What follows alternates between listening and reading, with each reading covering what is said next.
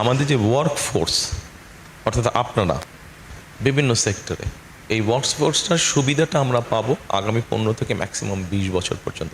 তারপরে আবার এই এই এই এই এই পুরা ডাইনামিকটা আবার চেঞ্জ হওয়া ধরবে।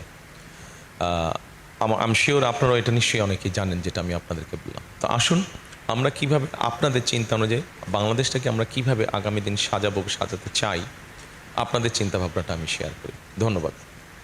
এখন যদি কেউ কিছু বলতে চান, জি আপনি বলেন।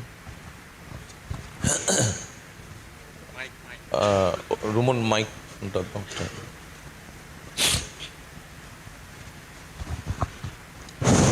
আসসালামু আলাইকুম স্যার, আমি তাসনুবা তাসরিফ। আমি পড়াশোনা করছি চট্টগ্রাম বিশ্ববিদ্যালয়ে ব্যবস্থাপনা বিভাগে চতুর্থ বর্ষে। একটু পজ দেই। আপনি আপনার যারা প্রশ্ন করবেন হয় আমাকে ভাইয়া বলতে পারেন অথবা আমাকে থ্যাংক ইউ স্যার। বয়সের হিসাবে আঙ্কেল বলতে পারেন, তবে আঙ্কেলটা একটা শুনতে খুব একটা পছন্দ করবো না, ভাইয়া বলে ভালো লাগবে। আচ্ছা ধন্যবাদ। আচ্ছা ভাইয়া, 2020 সালে করোনা টাইমে আমি মাশরুম বিজনেস শুরু করেছিলাম আমার ফ্যামিলিতে, কিন্তু মূলধন স্বল্পতার কারণে আমরা দীর্ঘদিন চালিয়ে যেতে পারি নাই। আমার মতো হাজারো তরুণ আছে যারা শুধুমাত্র জামানতবিহীন যে ঋণের ব্যবস্থা, সেটাতে কিন্তু খুবই জটিলতা, যেটা আমরা বইতে পড়ি বাট বাস্তবতাটা ভিন্ন। কারোই কিন্তু জমি বা ওরকম থাকে না যে যেটা জমা দিয়ে যুক্ত ঋণ নিবে।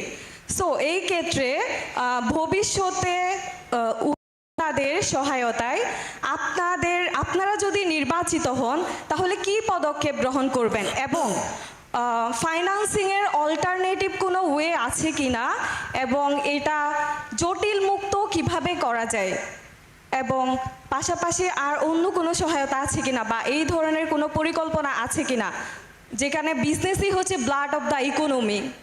Thank you so much. Thank you. দেখুন, আপনি যে উদ্যোগের কথা বলেছেন, যেটা আপনারা কোভিড সময় নিয়েছেন, বাংলাদেশে এরকম বহু ছোট ছোট উদ্যোক্তা আছে। আমাদের যেটা পরিকল্পনার মধ্যে আছে, হ্যাঁ আমাদের দেশে ব্যাংক লোনের ক্ষেত্রে অনেক ডিফিকাল্টিজ আছে, খুব সহজে যে ব্যাংক লোন পাওয়া যায় নট দ্যাট। আমরা জিনিসটাকে ইজি করতে চাইছি। আপনার মতো এরকম ছোট ছোট যেই উদ্যোক্তা আছে তারা যাতে কোলাটেরাল যদি দিতেও হয়, সব আইন তো পাল্টানো যাবে না, বাট আইনটাকে যতটুকু কারেকশন করা সম্ভব হয় আইনটাকে কারেকশন করে আমরা আপনার মতো এরকম ছোট ছোট যারা উদ্যোক্তা আছে তাদেরকে আমরা কিভাবে হেল্প করা যায় সেটা আমাদের পরিকল্পনার মধ্যে আছে।